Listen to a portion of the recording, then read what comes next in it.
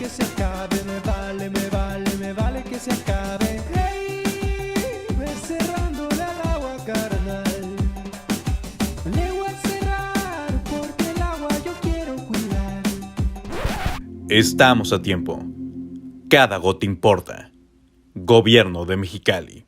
En CESPEM detectamos que las tuberías de drenaje contienen elementos inusuales que están provocando que el flujo del agua residual se vea obstruido. Es por ello que debemos tomar conciencia en el cuidado de nuestra infraestructura. Dentro de ella hemos encontrado papeles, artículos como cubrebocas, toallitas húmedas, preservativos y todo tipo de basura y grasas. Pequeños hábitos pueden traer grandes resultados y mejorar la calidad de vida de las y los mexicalenses. Por un drenaje sin basura. Con el corazón por delante. Comisión Estatal de Servicios Públicos de Mexicali.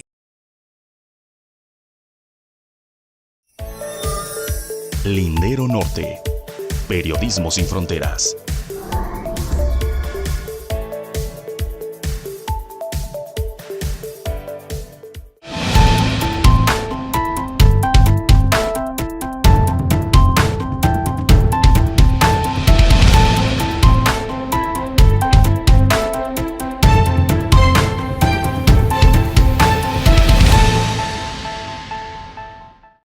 Hola, ¿qué tal? Muy buenas tardes, bienvenida a esta Era de los Eras, que pues bueno, ya sabe, todos los lunes y miércoles hacemos este análisis con usted de los temas que ya puede leer en linderonorte.com, pero que además en este espacio de los lunes tenemos la presencia de Jesús Cervantes, de corresponsal de Proceso, académica también, y que bueno, amiga nuestra y colaboradora. ¿Cómo estás? Ay, qué bonita presentación, muy bien, Jorge, gracias por invitarme y vamos a darle hoy que es lunes, ¿no? Venga, Antonio, buenas tardes. Hola, Jorge, ¿cómo estás? Buenas tardes, Jesús. Pues aquí estamos ya. Pues bueno, varios temas que tenemos para presentar el día de hoy. Uno de ellos que obligado por lo que se acaba de dar, por lo que se va a dar en unos momentos más, y es la visita de Adán Augusto López Hernández, secretario de Gobernación, uno de los suspirantes también a la presidencia, a las corcholatas, como le dice el presidente Andrés Manuel López Obrador, y que, pues bueno, se cuestionó mucho que el secretario de Gobernación vaya a los estados a convencer, porque se trata de una reforma constitucional, el que militares permanezcan en las calles hasta 2028. Una política de seguridad la que le apuesta el gobierno López Obradorista, morenista, y que estuvo el viernes pasado en Sinaloa, fue el primer estado. Hoy Baja California es el segundo, en donde, señala el propio Adán Augusto, es el estado donde se le permite en el Pleno del Congreso tener esta mesa de trabajo, algo que se cuestionó o criticó la diputada panista Alejandrina Corral, pero en esta mesa de trabajo, sesión rara que se dio hace unos momentos, pues el pronunciamiento fue directo, Jesús Antonio, la línea directa es voten a favor porque le conviene a México. Así es, a ver, primero, esta es la primera ocasión de lo que yo recuerdo de los cambios a la Constitución, que como sabemos, después de que se aprueba en Cámara de Diputados y en Senado de la República, pasan a por lo menos 17 congresos locales por tratarse de una reforma a la Constitución Política de los Estados Unidos Mexicanos. Esta es la primera vez que yo recuerde que el secretario de Gobernación hace un recorrido para convencer, pero sobre todo resulta todavía más cuestionante cuando el partido Morena tiene mayoría en los congresos estatales, o sea, no hay necesidad de venir a hacer alguna negociación política, no depende de algún partido la votación, Sí, ¿no? No está en riesgo, por lo tanto, lo que estamos viendo aquí es la pasarela de uno de los aspirantes más a la candidatura de la presidencia de Morena, ¿no? Para poder ser el próximo presidente si es que llegase a ganar este partido. Y por supuesto que todo eso se le va a cuestionar a Adán Augusto, un personaje sumamente cercano a Andrés Manuel, diría yo que más cercano todavía que el propio Marcelo Ebrard, pero no tan manipulable como posiblemente Claudia Sheinbaum, que también es otra de las candidatas, aunque bueno, también el propio presidente ya metió a 2 corcholatas más, ¿no? Uh-huh. Por fin metió a Ricardo Monreal y a Noroña, el que tanto quiere el exgobernador de Baja California, Jaime Bonilla. Es su corcholata de Bonilla, ¿no? La corcholatita. Va a servir de pitbull prácticamente Fernando Noroña, que es su labor que va a hacer. Y la idea en el caso de Monreal pues es abrir la canasta, una canasta que ya está perfilada hacia Claudia Sheinbaum. Entonces eso creo que es muy obvio, pero en la política pues hay muchos cambios y nada está cantado, ¿no? Bueno, está cantado, pero no, nada se puede predecir. De regreso a Adán Augusto, este diálogo abierto que dice Adán Augusto se da de una manera muy singular. Sin embargo, en el pleno, no en el pleno, o en la sala de sesiones, ahí hablaron los representantes de los grupos parlamentarios. Uh-huh. Y sobre todo las críticas de Dailín García de Movimiento Ciudadano y de Santa Alejandrina Corral del Partido Acción Nacional. Pero se me hicieron críticas, Jorge, Jesús, muy básicas, muy del discurso que vemos en redes sociales y que no estuvieron en su papel como legisladoras. Y creo que ese es un grave problema de la oposición y además, bueno, déjenme decirle, en mi caso particular como vetusto periodista, yo sí tengo mis asegúnes de la militarización de las corporaciones en México. O sea, yo no estoy de acuerdo con que los militares estén en las calles, pero es por una cuestión generacional, una cuestión ideológica y de un planteamiento que tiene que ver con los movimientos sociales de los 60s, de los 70s, y yo no les confío al ejército, pues, o sea, entiendo que es una institución, la que quieran, pero realmente en lo personal no es por ahí. Sin embargo, habría que checar todo este planteamiento que hacen en el Congreso de la Unión, las adendas que hacen en el Senado, donde están obligando al gobierno mexicano a que dé informes sobre la actuación de los militares, que además decía hoy Adán Augusto López Hernández, ya estaba, pero nunca informaron. O sea, ni los gobernadores ni los alcaldes informaron sobre la presencia militar durante su administración. Dice, lo hemos visto con gran irresponsabilidad, aunque él dijo, dejamos a Tabasco de estar en los primeros lugares de inseguridad y violencia en los últimos lugares, ¿no? Eso es lo que plantea. Pero sí me dio pues un prurito, pena ajena el debate, porque es un debate de redes sociales, facebookero, no es de las políticas o los políticos que nosotros pensamos que pudieran ser representativas. Hay una crítica velada que yo creo que es lo más importante que oí, fue la del PT, donde dice Claudia Gatón, a pesar de que, bueno, es aliada, dice, es una estrategia debatible, uh-huh. Pero hoy por hoy necesitamos echarle toda la carne al asador, ¿no?, para poder resolver el problema de la violencia y la inseguridad. De ahí en fuera, nosotros es muy debatible en términos de que sí, que no, y Adán Augusto les contesta, en los gobiernos de MC, en los gobiernos del PAN, pues están peor, ¿no?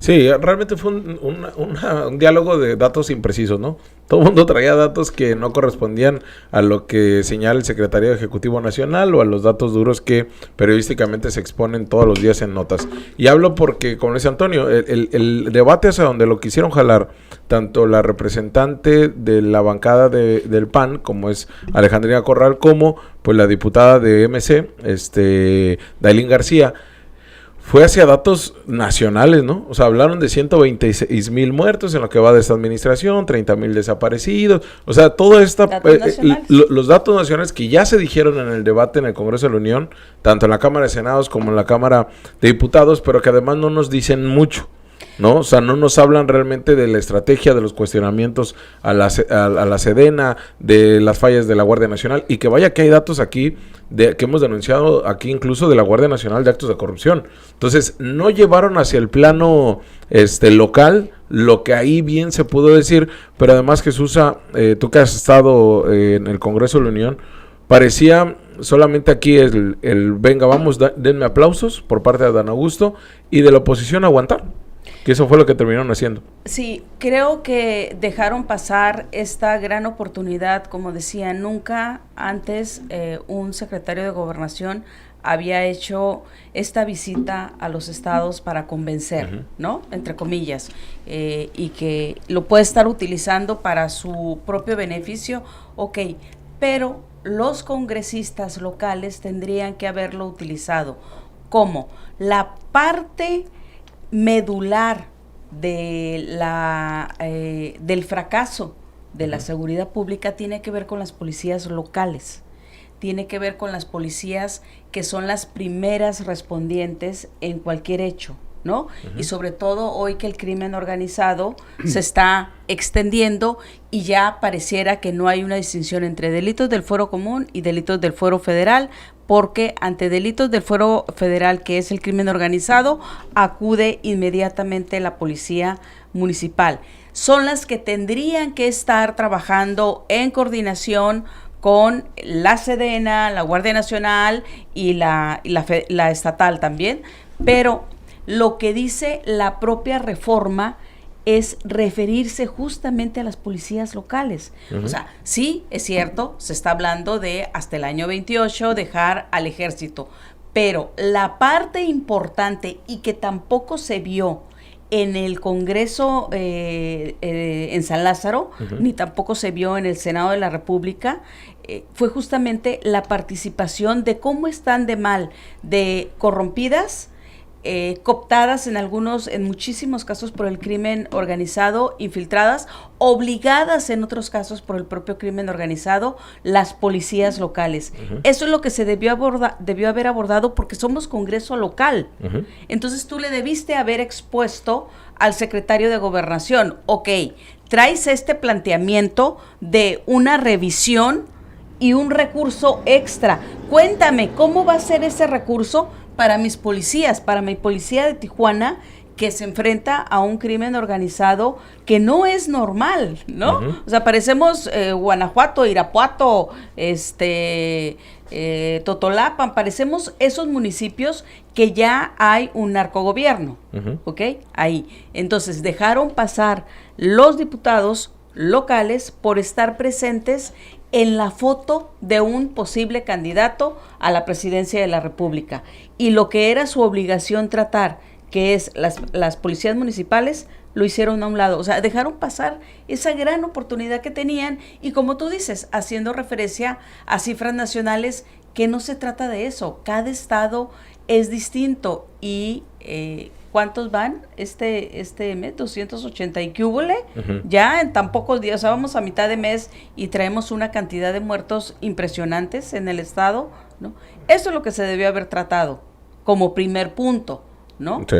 Ahora, y otra cosa, nada más déjenme decirles, como bien lo dice Antonio, la presentación del secretario de la Sedena y el secretario de Marina ya está establecido. Lo que ha ocurrido todos los años es que estos secretarios nunca iban al Congreso, sino que hacían una comitiva de diputados federales para que en cada glosa fueran a las oficinas.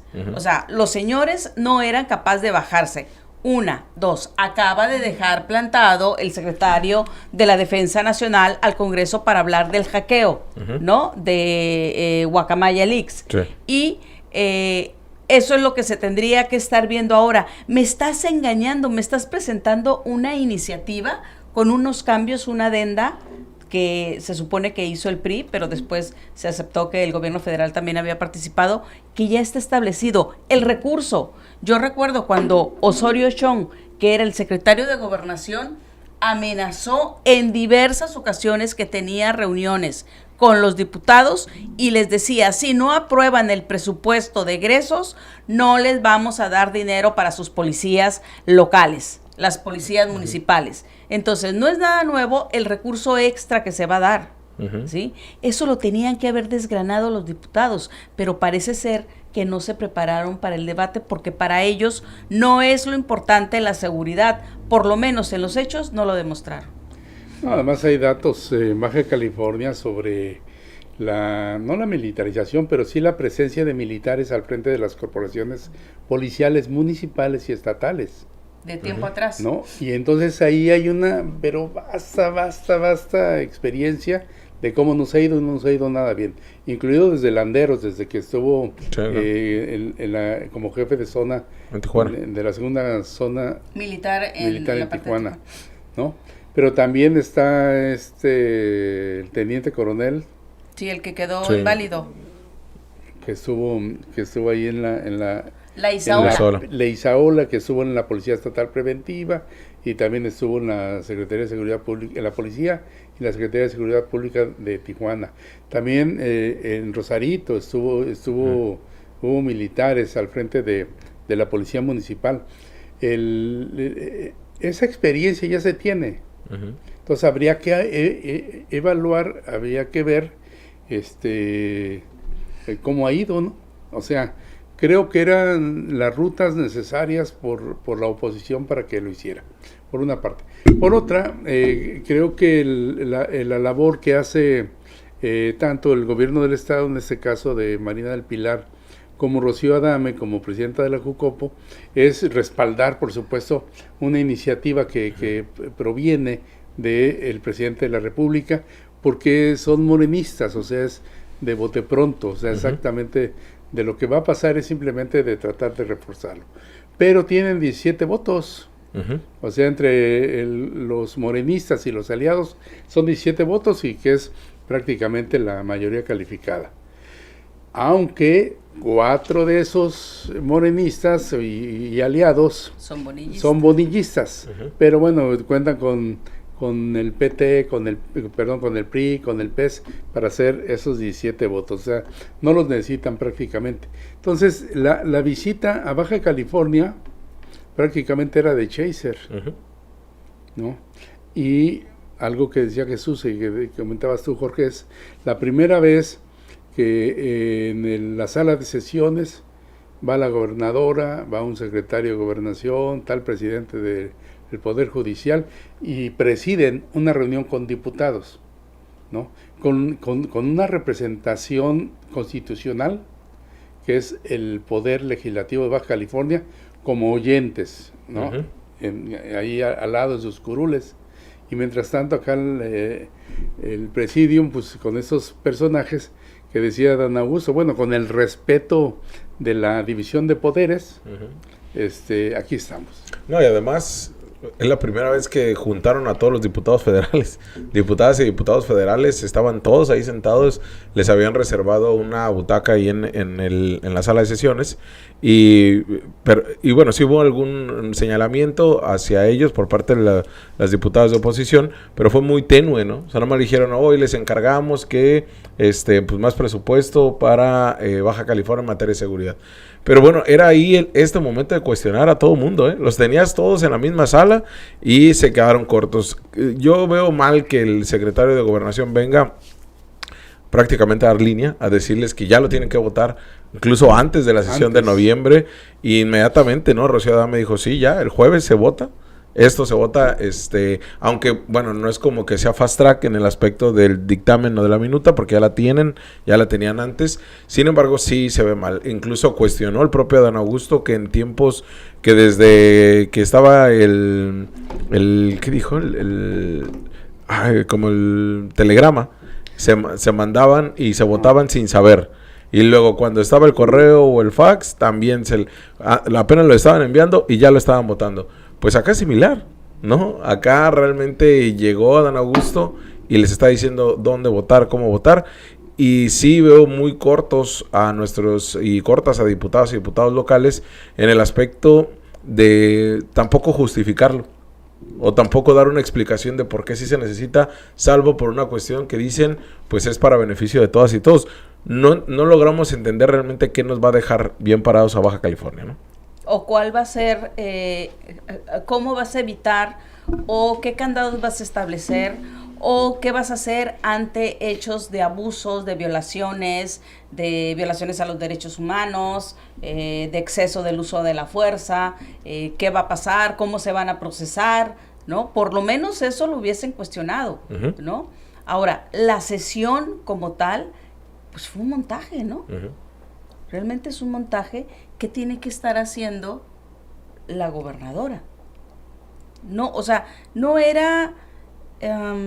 es una reforma constitucional como cualquier otra reforma constitucional. ¿Por qué en las otras no se había hecho, se pone toda esta parafernalia? Oye, y ¿no? adelantó Adán Augusto que en los próximos, dice no es que esté vaticinando, pero quizá en las próximas semanas venimos también aquí a Baja California a hablar de la reforma electoral. Sí, claro, está diciendo de que ya lo tienen seguro y lo viene cacareando desde la semana pasada, que ya tiene los votos del PRI amarrados. El PRI sigue diciendo que no, pero bueno, el que dice que no es el PRI de Alito Moreno, y pues no es muy confiable, ni tampoco Rubén Moreira, ¿no? No son legisladores muy confiables ahorita, que puedan sostener su palabra. Pero sí, él ya lo da por un hecho. ¿Recuerdan la ley del garrote? Cuando estaba Adán Augusto como hablo de eso, sí, gobernador en Tabasco, le tuvieron que dar marcha atrás a la ley del garrote, ¿no? Y habló de eso y dijo que él no la había propuesto, pero él solito la refirió, nadie, es más, ni nos acordábamos, pero él solito la refirió. Ahorita que hablas de eso, Jesús. Sí, entonces Adán Augusto es un hombre que le gusta apretar las tuercas, ¿no? Y hacerse presente, como que está buscando la falta de presencia que su propia personalidad no tiene, ¿no? Porque no vamos a comparar, por ejemplo, con Marcelo Ebrard. Tiene una presencia como político. Es un político ya muy reconocido, ya muy experimentado, muy visto a nivel nacional, cuestión que no tiene el propio Adán Augusto, pero sí es de armas tomar, por decir. Es un personaje de mano dura. Es un personaje de mano dura. Es de la línea dura priista, ¿no? Converso ahora morenista, y que es de todas las confianzas de Andrés Manuel López Obrador. Es su hermano. Y entonces, como tal, pues lo que tienen que hacer es analizarlo. Y ese es el problema de la oposición. La oposición se ha vuelto crítica sistemáticamente con un discurso facebookero. O sea, la verdad, muy pobre, lo que comentaba la otra vez era Guacamaya Leaks y el Rey del Cash le quitaron, al menos durante 2 semanas, la agenda pública a López Obrador, y los temas empezaron a generarse con información no que se daba en la mañana de López Obrador o de las contestaciones. Entonces, eso digamos que fue un paliativo, pero al menos te habla de que con inteligencia o cuestiones más formales o más conformadas pueden crear un discurso que contraponga el discurso oficial. Sí, y ya nomás por último en este tema de Don Augusto, le cuestionábamos ya después en rueda de prensa porque él cuestionaba estos estados como Quintana Roo, como Guanajuato, como Chihuahua, y hablaba del C5I. Perdón, sin hablar del C5I, refería que sus sistemas de vigilancia y sus corporaciones policíacas no eran confiables, no eran seguras, y por lo tanto, pues bueno, carecían de toda esta fuerza para investigación. Le pregunta de Lindero Norte, le cuestionamos ahí a Dan Augusto que pues, qué opinaba del C5I, que si era realmente un fracaso o si él lo veía bien, y pues señaló, ¿no? Ya hizo que la gobernadora pelara los ojos, porque pues hay que recordar que recientemente acaba de contratar por 1.174 millones de pesos el Congreso del Estado a través de una solicitud del gobierno de Baja California, que otro contrato nuevo a Seguritech para las cámaras de vigilancia y los arcos de vigilancia y toda esta fibra óptica. Pues el secretario de Gobernación señaló que pues que no estaba de acuerdo en la Baja California, dijo que respaldaban a Marina del Pilar, pero sí que había actos de corrupción referente a estos, que eran entidades en un gobierno de México, en administración pasada, se le entregaron los estados a 2 empresas donde hubo actos de corrupción y cuestionó el trabajo. ¿Y es la misma empresa que está aquí? Es justamente la misma empresa. Entonces, ¿por qué? O sea, es un absurdo que tenga que ser el propio secretario de Gobernación el que lo esté diciendo. ¿Por qué no lo dijo la oposición? Exacto. ¿No? ¿Por qué no fue uno de los cuestionamientos? Sí. Porque hay un desconocimiento, hay una falta de preparación, o no le querían meter ruido al precandidato. No, porque me dicen que sí, porque hasta estaban muy decididas las bancadas de la oposición a que iban a generar pues iban a hacer temblar, pero pues no. Pues ni de coraje. Le dieron oportunidad a Adán Augusto de hablar en un segundo momento, ¿no? Uh-huh. Mira, ¿por qué no dicen porque Seguritech fue contratada? Eran 17,000 millones, ¿cuánto era por gobierno del PAN? Con Kiko, el planteamiento que iban a hacer más de 3,000 millones, ¿te acuerdas? Y ya después lo bajaron a 800 millones. Entonces, son los mismos. Sí. Y es el mismo que contrata a Marina del Pilar. Pero es que es el mismo en todo. Hey. Hablábamos la vez pasada de la comida, ¿no? Uh-huh. De los centros penitenciarios. Sí, que la Cosmopolitana. A la Cosmopolitana, que es la misma que con Kiko, con el gobierno de la Ciudad de México, uh-huh. ¿no? Sí. Oye, pues bueno, en otro de los temas hablamos de las personas en contexto de migración que vienen de Venezuela. Ya hay esta política migratoria estadounidense donde señala que los que están pidiendo asilo hacia el gobierno de Estados Unidos pues van a ser retornados para México, en tanto se hace su trámite, como pasó con los centroamericanos. Ya pasó en Tijuana, más de 200 los que están 283. Y en Mexicali se habla que ya desde el viernes, pero un recorrido que hice hoy por los albergues me decían que no han tenido nada. Todavía. Pero sí resaltar, ¿no? Que en Tijuana los que terminaron llevando en vez de al albergue Carmen Cerdán del gobierno federal, pues lo están llevando a otros lados. Sí, que lo mismo fue lo que ocurrió con los haitianos, sí. ¿no? La crisis de los haitianos que vivimos, aunque estuvo más fuerte en Tijuana, pero vuelve a ser... Aquí sí, la vergüenza de la política migratoria del gobierno de Andrés Manuel López Obrador, con la cual yo honestamente no estoy de acuerdo, ¿no? Porque sigue siendo hacer lo que Estados Unidos desea. Uh-huh. Aquí la pregunta sería, en aquella ocasión, cuando recién ingresó Andrés Manuel el año 2019, que le dejó el super paquetote Enrique Peña Nieto de esta caravana que ya venía, sí. ¿no? Se habló de los aranceles al acero, ¿no? Que le puso, uh-huh. con lo que Trump amenazó, y se habló de que ese había sido la moneda de cambio. En esta ocasión no sabemos exactamente qué es lo que está ofreciendo el gobierno de Estados Unidos. Es la parte escondida, la parte oscura de por qué México se presta para hacer este tipo de trabajo, el trabajo sucio, ¿no? Sucio, claro. De recibirlos y luego botarlos a sus lugares de origen. Hablaban también de ciertas visas que se darían a los mexicanos para el trabajo, pero todavía no está muy claro uh-huh. si realmente es el cuestionamiento de las visas. Lo que sí es cierto es que no hay una preparación, porque te dice el gobierno mexicano, ok, Estados Unidos, yo te voy a recibir a todos, en este caso hoy los venezolanos, pero no le da infraestructura a los ayuntamientos, ¿sí? Que son los que reciben, no les da el servicio de salud, que muchos vienen ya enfermos, uh-huh. ¿no? Con serios problemas, y tampoco les da la garantía de la seguridad pública, como lo que ocurrió en el Chaparral, ¿no? Donde ya era un centro donde incluso pandillas de San Diego se estaban mezclando en esa zona y estaban tratando de convencer a los migrantes de cometer o participar en ciertos ilícitos. Entonces, cuando vimos ese problema aquí, Norma Bustamante, que era lo que se le destacó, ¿no? Que había actuado rápido, había hecho un buen trabajo, pero ¿a costa de qué? A costa de dejar al DIF sin el presupuesto durante un mes. Se lo habían acabado de manera inmediata para los migrantes. Entonces es muy fácil que el gobierno federal diga, sí, Estados Unidos, te voy a hacer toda la chamba, pero no apoye y no haya un plan integral para que tanto el gobierno del estado como el ayuntamiento pueden hacer un trabajo donde se pueda atender como debe de ser a personas que están en una situación de vulnerabilidad. Sí. ¿No? A final de cuentas. No, y además, Antonio, lo que hemos reportado en diferentes notas del Lindero Norte, el acoso, la corrupción hacia venezolanos, colombianos, europeos cuando llegan aquí a los aeropuertos, ¿no? Además. Es doble la pinza. Tanto los deportados como aquellos que llegan y que nada más les ven así a ojo de buen cubero,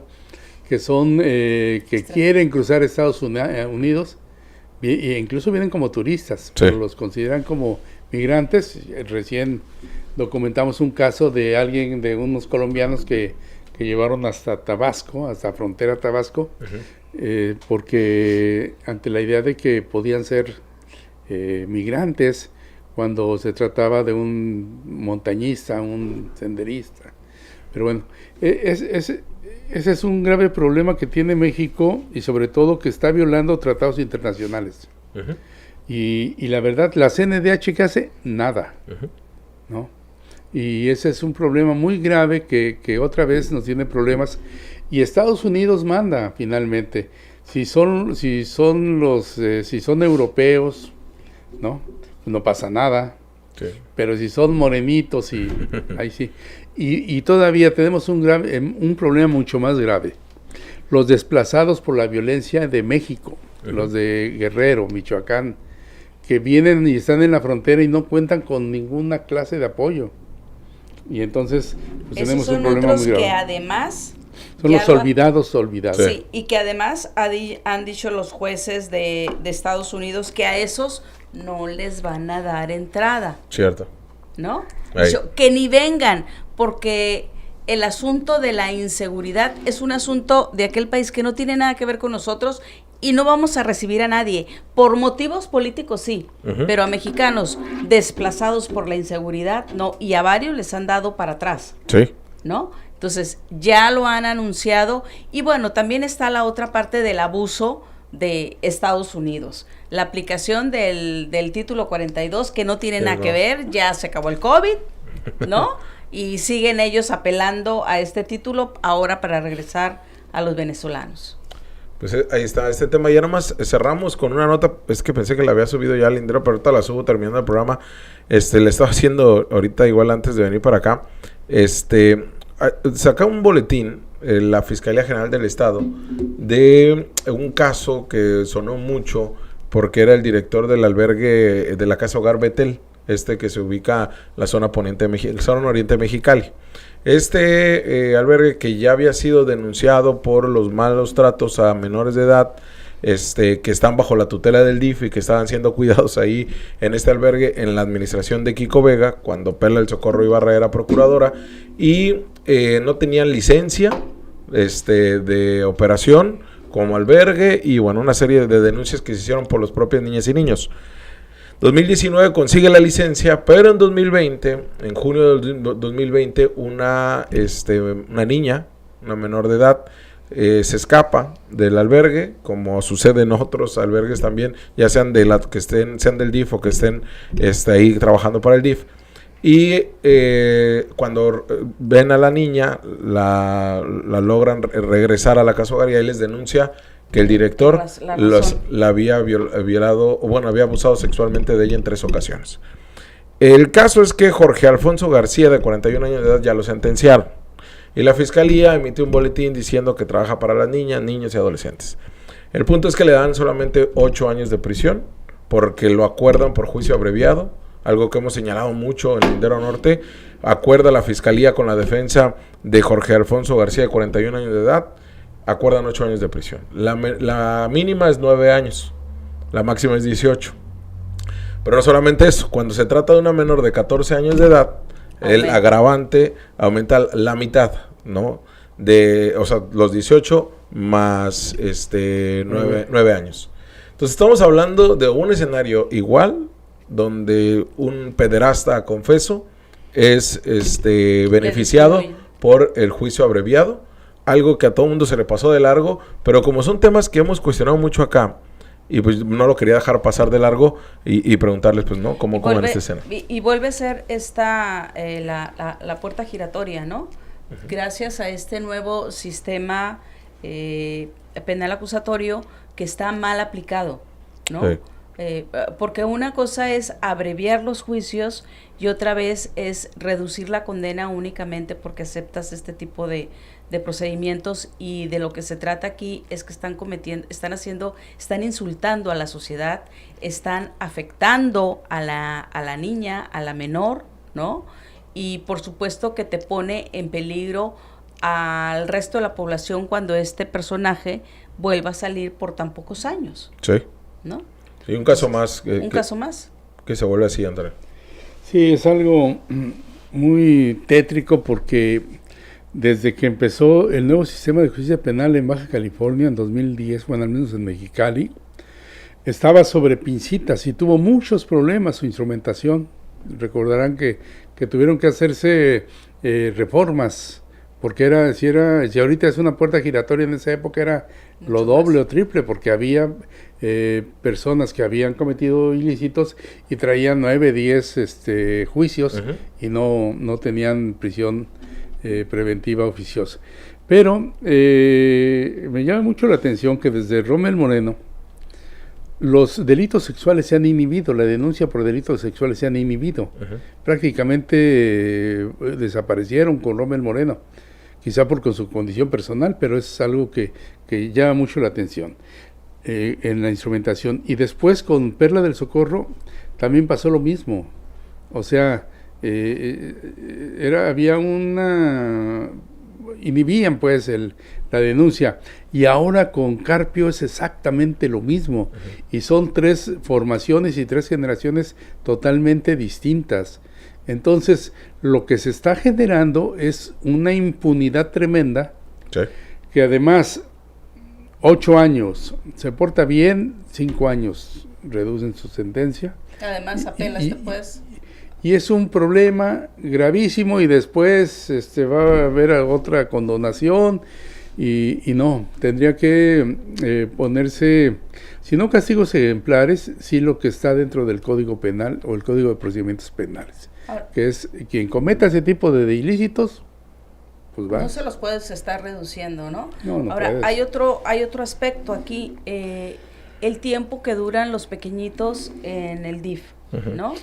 Cada mes, cada DIF municipal tiene una reunión y ven cuántas solicitudes, cuántos han aprobado que se pueda entregar en adopción a los pequeñitos.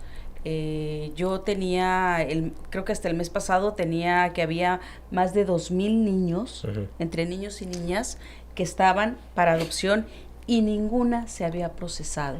¿Por qué? Porque las autoridades del DIF no habían hecho su trabajo, ¿sí? Uh-huh. De procesar cada una de las solicitudes. No es que no hubiese gente que deseaba contar con la presencia de una niña, de un, uh-huh, niño en su casa y de poderle dar lo mejor que pudiera, ¿no? Sino que más bien estaban en el total descanso los funcionarios, ¿sí? Y no procesaban ninguna de las solicitudes, lo cual te habla de la inacción, y entonces uno se pregunta, ¿qué tipo de personas están haciendo ese tipo de trabajo que dejan que se pongan en riesgo los pequeñitos que debería de estársele dando salida? Sí. ¿No? Sí, no, grave. Son compromisos políticos, ¿no? Sin duda. Yo, antes de irnos, Cecilia Cañas, saludos, buenas tardes. Beatriz Barrios también. Alan Casillas desde la Ciudad de México dice que no quieren a Fernando Noroña allá en la Ciudad de México y que se convirtió en el operador del señor Jaime Bonilla. Alberto Arredondo dice que si lo informamos sobre las pensiones universales, dice, ¿por qué tanto en darlas? Ahorita checamos, Alberto, o si en tu caso en particular nos comentas Pero sí, ahorita te lo comentamos. Las pensiones de las que da Andrés Adultos. Manuel, de Sí, adultos mayores, sí. ya es que son cada 2 meses, ya les pues. toca, ¿no? Pero no ha habido problemas con los bancos, por ejemplo. Con los bancos incluso. Creo que tienen en Santander y tienen otro. Banorte. Y ahí han sido muy tramposos también algunos bancos. Pero sí, es un caso en específico, no sé cuál sea tu caso. Porque unos incluso no fueron ni reportaron, los dieron de baja, que muy mal por parte del gobierno de México. Pero sí sería un caso en específico ver por qué. Pero es cada 2 meses. Es cada 2 meses. Pues bueno, gracias Antonio, gracias Jesús. Gracias a ustedes dos, buenas tardes. No, al contrario, nos vemos. Muchas gracias y abrazos, saludos. Venga, nos vemos. Sigas en linderonorte.com, síganos por allá.